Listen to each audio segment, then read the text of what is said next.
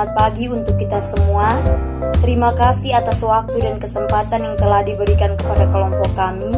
Kami dari kelompok 3 ingin mempresentasikan hasil diskusi kami. Saya selaku ketua kelompok 3, nama Yosefina BTBeni, NIM 19190143.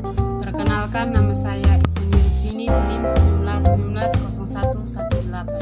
Perkenalkan, nama saya Apriano Hoar, NIM 19190137. Perkenalkan, nama saya Maria Infatanahan, NIM 19190122. Perkenalkan, nama saya Iste Abigail, NIM 19190366. Perkenalkan, nama saya Rojalita Natalia Reinha, NIM 19190125. Perkenalkan, nama saya Melkianus Kevin Clau, NIM 19190128. Perkenalkan, nama saya Cornelis Desi, NIM 19190100. Biaya modal. Biaya modal atau cost of capital adalah biaya real yang harus dikeluarkan oleh perusahaan untuk pengadaan aset dan operasional suatu perusahaan. Modal dapat dilihat di neraca sisi kanan seperti utang, saham biasa, saham preferen, dan laba ditahan. Penentuan besarnya biaya modal ini dimaksudkan untuk mengetahui beberapa besarnya biaya real yang harus dikeluarkan perusahaan untuk memperoleh dana yang diperlukan. Pentingnya biaya modal. Yang pertama, maksimalisasi nilai perusahaan mengharuskan biaya atau termasuk biaya modal diminimumkan. Kedua, keputusan penganggaran modal atau capital budgeting memerlukan estimasi biaya modal. Yang ketiga, keputusan penting lain seperti leasing dan modal kerja juga memerlukan estimasi biaya modal. Contoh, Tuan A akan meminjam uang sebesar 1 juta dengan bunga 2% per bulan untuk waktu 6 bulan. Biaya administrasi dan biaya lainnya sama dengan 50.000. Jadi, biaya memperoleh modal pinjaman adalah bunga ditambah biaya ADM-nya. Sama dengan 2% kali 6 bulan kali 1 juta ditambah dengan 50.000 sama dengan 170.000. Biaya modal per bulan sama dengan 170.000 dibagi 1 juta dibagi 6 sama dengan 0,0283 atau 2,83% atau lebih besar dari bunga menurut kontrak yang hanya 2%. Fungsi biaya modal. Yang pertama, terkait dengan pajak yang dikenakan pada perusahaan. Biaya modal yang dikenakan pada modal pinjaman berbeda dengan biaya modal dari modal sendiri. Konsep perhitungan biaya modal didasarkan pada perhitungan A. Sebelum pajak atau before tax basis perlu disesuaikan dulu dengan pajak sebelum dilakukan perhitungan biaya modal rata-ratanya seperti obligasi. B. Setelah pajak atau after tax basis. Baik, saya akan melanjutkan bagian sebagai diskon rate untuk menentukan diterima atau ditolaknya suatu usulan investasi, yaitu dengan membandingkan tingkat keuntungan operator dari usulan investasi tersebut dengan biaya modalnya. Biaya modal di sini adalah biaya modal yang menyeluruh atau overall cost of capital.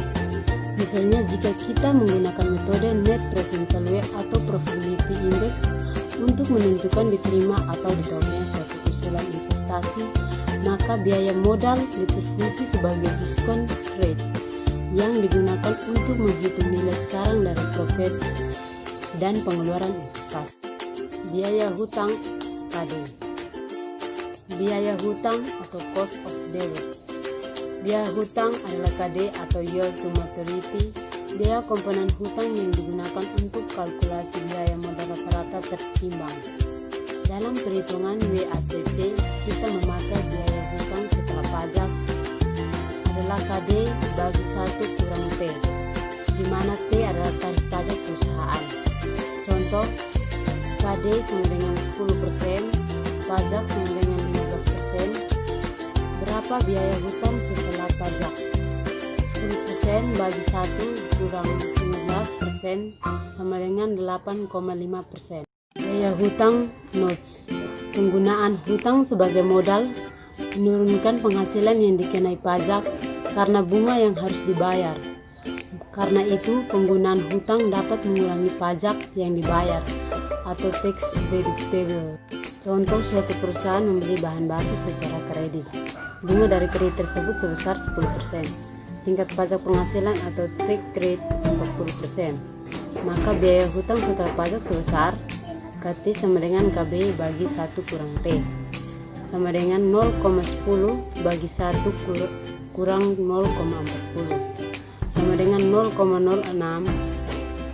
sama dengan 6%. Biaya saham preferen atau KPS. Biaya saham preferen yaitu tingkat keuntungan yang dinikmati pemilik saham preferen atau KPS. KP sama dengan DP per PN. DP yaitu dividen saham preferen tahunan. DP yaitu harga saham preferen bersih yang diterima perusahaan penerbit atau setelah dikurangi biaya peluncuran saham atau flotation cost. Contoh, PT Aksara menjual saham preferen yang memberikan dividen Rp10.000 per tahun, harga saham Rp100.000 dengan flotation cost 2,5 per lembar saham. KP sama dengan DP bahagi PN sama dengan 10 bahagi 97,5 sama dengan 10,26%. Teks. Sebuah perusahaan mempunyai saham preferen yang telah beredar yang memberikan dividen Rp23.000 per lembar dan harga jual Rp105.000. Jika perusahaan mengeluarkan biaya lagi emisi saham preferen, maka yang bersangkutan akan terkena biaya pertanggungan Rp2,5.000 per lembar saham. Berapa nilai saham preferen? KP sama dengan DP bahagi PN sama dengan 23 bahagi 2,5 sama dengan 0,224 sama dengan 22,4. Biaya laba ditahan KS. Yang pertama, perusahaan dapat memperoleh modal sendiri melalui 2 cara. Menahan sebagian laba atau retained earnings, menerbitkan saham biasa baru. Yang kedua, apabila perusahaan menahan sebagian labanya untuk modal, apakah ada biayanya? Ya, opportunity cost, laba dapat dibagikan berupa dividen dan investor dapat menginvestasikan uang itu dengan membeli saham, obligasi, real dan estate. Yang ketiga, oleh karena itu, perusahaan harus dapat memberikan keuntungan paling tidak sama dengan keuntungan yang dapat diperoleh oleh pemegang saham pada alternatif investasi yang dimiliki risiko yang sama dengan risiko perusahaan kedua. 2 cara menaksir KS. Yang pertama, pendekatan CAPM. Yang kedua, pendekatan discounted cash flow atau DCF. Pendekatan CAPM. KS sama dengan KRF tambah KM dikurang KRF dikali BI. KS sama dengan tingkat keuntungan yang diisyaratkan pada saham perusahaan. KRF sama dengan risk free rate atau bunga bebas risiko. KM sama dengan tingkat keuntungan portofolio pasar. BI sama dengan beta saham perusahaan. Pendekatan CAPM. Langkah pertama, estimasi suku bunga bebas risiko KRF. Langkah kedua, estimasi koefisien beta saham BI. Langkah ketiga, estimasi tingkat pengembalian yang diharapkan atas pasar atau atas rata-rata saham KM. Langkah keempat, substitusikan nilai sebelumnya ke persamaan CAPM untuk mengestimasi estimasi tingkat pengembalian yang diperluas atas saham pada pertanyaan KS sama dengan KRF tambah KM dikurang KRF dikali BI. Ilustrasi CAPM. Asumsikan bahwa KRF sama dengan 8%, KM sama dengan 13%, dan BI sama dengan 0,7 untuk sebuah saham. Maka KS adalah KS sama dengan KRF tambah KM dikurang KRF dikali BI sama dengan 8% tambah 13% dikurang 8% dikali 0,7 sama dengan 8% tambah 5% dikali 0,7 sama dengan 8% tambah 3,5% sama dengan 11,5%. Baik, saya akan melanjutkan yang berikut. Apabila BI sama dengan 1,8, maka ditanya adalah KS. Dengan rumus KS adalah berikut. KS sama dengan KRF ditambah dengan KM kurang dengan KRF dikali dengan BI. Sama dengan KRF adalah 8% ditambah dengan KM-nya 13% dikurang dengan KRF-nya 8% dikali dengan BI-nya 1,8 sama dengan 8% ditambah dengan 5%. 5% hasil dari 13% kurang 8% dikali dengan 1,8 sama dengan 8% ditambah 9%. 9% didapat dari 5% dikali dengan 1,8. Maka 8% tambah 9% hasilnya adalah 17%. Yang kedua adalah model diskonto dividen atau dividen diskon model. Menjelaskan biaya ekuitas atau KE merupakan tingkat diskonto yang menyeimbangkan nilai sekarang dari keseluruhan dividen per lembar saham yang diharapkan di masa yang akan datang, sehingga biaya modal merupakan faktor diskonto dari dividen yang ada. Rumus jika tidak ada pertumbuhan dividen. Rumusnya sebagai berikut. PO sama dengan D1 per 1 ditambah KE dipangkatkan dengan 1 ditambah D2 per 1 tambah KE dipangkat 2 dan seterusnya. PO sama dengan sigma DT per T sama dengan 1 dalam kurung 1 tambah KE dipangkat dengan 1. Jika dividen diharapkan mengalami pertumbuhan atau growth sebesar G per tahun, maka biaya ekuitasnya adalah sebagai berikut. PO sama dengan sigma D0 kali 1 tambah G dipangkat T per T sama dengan 1 tambah KE dipangkatkan dengan T. Apabila diasumsikan bahwa biaya ekuitas atau KE lebih besar daripada tingkat pertumbuhan dividennya, maka rumusnya akan menjadi PO sama dengan D1 per KE kurang G, yang dimana D1 sama dengan DO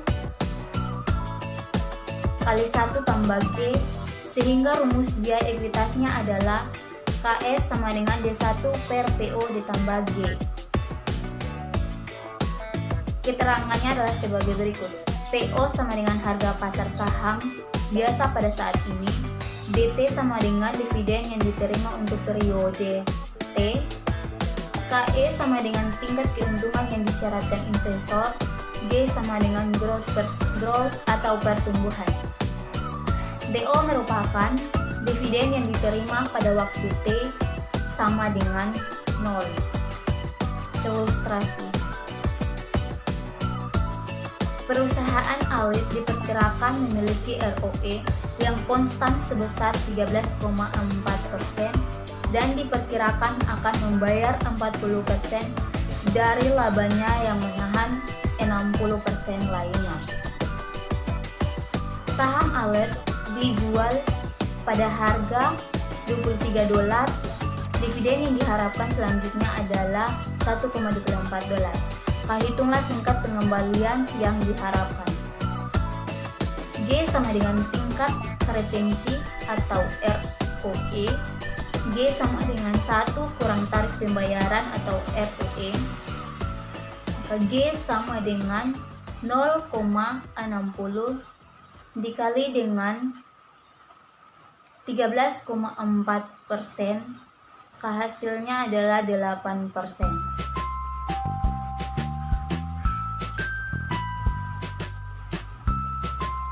Rumus biaya ekuitasnya adalah sebagai berikut. KS sama dengan D1 per PO ditambah G. KS sama dengan $1,24 dibagi dengan $23 ditambah dengan 8%. KS sama dengan 5,4% ditambah dengan 8%, maka hasilnya adalah 13,4%. Latihan tes dari biaya laba ditahan.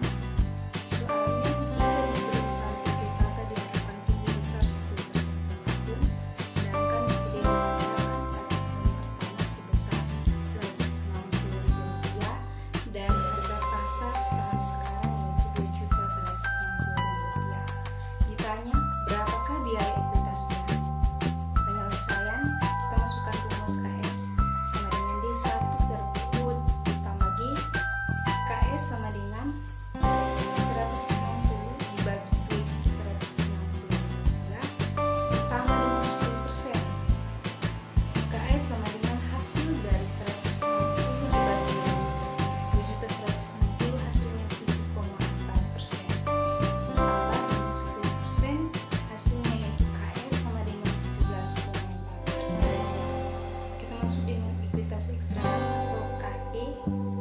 Biaya ekuitas saham biasa baru atau ekuitas eksternal atau biaya laba ditahan.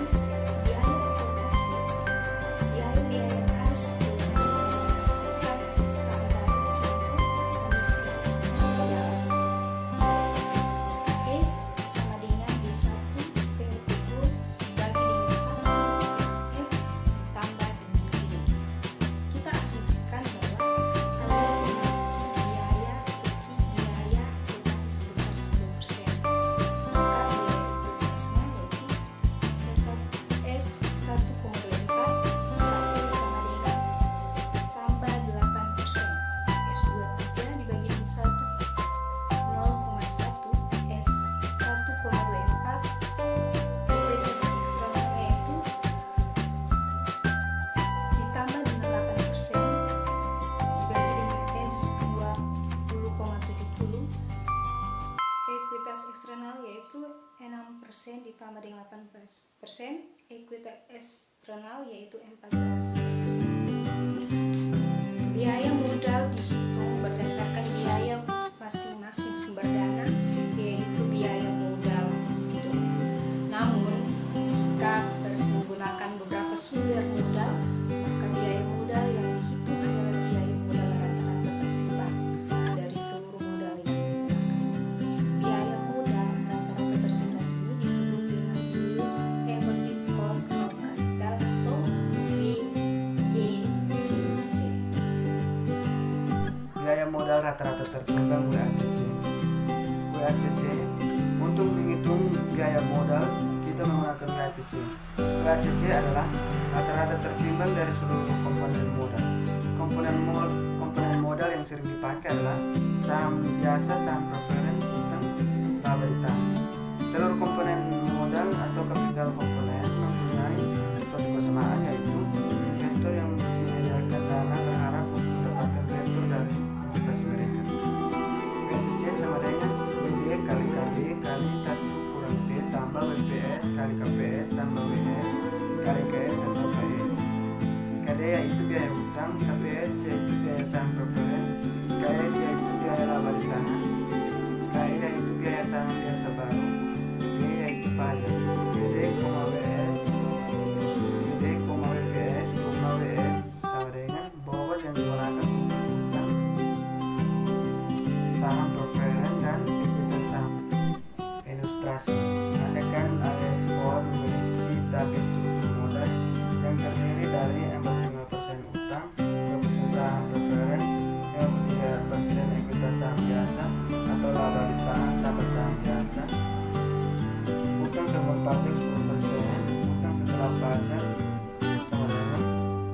kali 1 kurang T sama dengan 10% kali 0,6 sama dengan 6%. Biasa preference 10,3%. Biaya ekuitas saham biasa titik 2 laba ditahan 3,4%. Tarif pajak marginal 40%. Semua ekuitas barunya berasal dari laba ditahan.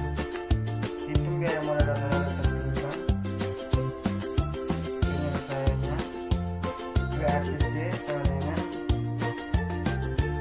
WD kali KD kali 1 kurang D tambah WPS kali KPS tambah WS kali KS atau KE. WACC sama dengan 0,45 kali 10% kali 60% tambah 2% kali 10,3% tambah 53% kali 13%. WACC sama dengan 10%. Tes sebuah perusahaan mempunyai target struktur modal dengan proporsi 30% dengan bunga obligasi 10%. Biaya saham biasa dan saham preferred masing-masing sebesar 15% dan 12%, sedangkan tarif pajaknya adalah 40%. Untuk menjaga agar struktur modalnya tetap sesuai target, maka tambahan dana harus merupakan hutang 30 juta rupiah, serta saham preferred 10 juta rupiah, dan tambahan ekuitas saham biasa 60 juta. Biasa dapat berasal dari laba ditahan atau dari saham baru. Maka biaya untuk tambahan modal adalah biaya modal rata-rata tertimbang dan bobot 0,30, biaya komponen 10%, hitungannya 0,3 kali 1 kurang 0,4 kali 10%, hasilnya 1,8%. Saham preferred bobot 0,10, biaya komponen 12%, perhitungannya 0,1 kali 12%, hasilnya 1,2%. Ekuitas saham biasa 0,60, biaya komponen 12%, perhitungannya 0,6 kali 12%, hasilnya 90%. Jumlah seluruh dari biaya. Saya akan menjelaskan yang pertama tentang biaya modal marginal. Biaya modal marginal dibagi atas dua, yaitu yang pertama biaya tambahan untuk setiap unit baru. Yang kedua, biaya marginal tenaga kerja adalah biaya yang timbul karena menambah orang tenaga kerja. Contohnya, apabila perusahaan menambah 10 orang tenaga kerja, maka biaya marginal tenaga kerja yang mungkin yaitu 500.000 per orang. Tetapi bila 100 orang tambahannya, maka biaya marginal ini mungkin jadi 750.000 per orang. Karena sulitnya mencari tenaga kerja sekian banyak dengan kapasitas sesuai kebutuhan. Adapun rumusnya ya sebagai berikut. Yang pertama, BPI sama dengan AFI dibagi WI. BPI adalah breakpoint untuk sumber pembiayaan I. AFI jumlah dana yang tersedia dari pendanaan I dengan biaya tertentu. WI bobot struktur modal dari sumber I. Adapun ilustrasinya sebagai berikut. Contoh, perusahaan WDC mempunyai laba ditahan sebesar 300.000 dengan biaya KS 13% jika mengeluarkan saham baru dengan biaya lebih mahal sama dengan 14%. Dengan biaya KD 5,6%. Tambahan hutang selanjutnya, maka biaya hutang akan menjadi 8,4%. Biaya saham preferred 10,6%, sedangkan target struktur modal adalah 40/10/50 yang terdiri dari hutang preferred dan saham biasa. Jadi di sini ada dua titik patahan atau breakpoint. Yang pertama, ketika 300.000 dari laba ditahan dengan biaya 13%, ketika tambahan dana 400 dengan biaya 5,6%. Biaya modal rata-rata. Di dibagi menjadi batasan pendanaan baru, sumber modal, bobot, biaya rata-rata tertimbang. Batasan pendanaan baru terdiri dari pertama 0 sampai dengan 600.000, yang kedua 600.000 sampai dengan 1 juta, yang ketiga di atas 1 juta. Sumber modal yaitu hutang, saham preferen, saham biasa, hutang, saham preferen, saham biasa, hutang, saham preferen, saham biasa. Bobotnya 0,40, 0,10, 0,50, 0,40, 0,10, 0,50, 0,40, 0,10, 0,50. Biaya 5,6%, 10,6%, 13%, 5,6%, 10,6%, 14%, 8,4%, 10,6%, 14%. Biaya rata-rata tertimbang 2,2%, 1,1%, 6,5%, 9,8%, 2,2%, 1,1%, 7%, 10,3%, 3,4%, 1,1%, 7%, 11,5%. Dari tabel di atas dapat kita lihat bahwa batasan 0 sampai dengan 600.000, maka WACC sebesar 9,8%. Jika diperlukan dana tambahan 400.000, maka 600.000 sampai dengan 1 juta, maka biaya meningkat menjadi 10,3%. Demikian juga jika perusahaan memerlukan dana yang lebih besar dari 1 juta, maka diperoleh WACC 11,5%. Sekian hasil presentasi dari kami, Shalom dan terima kasih.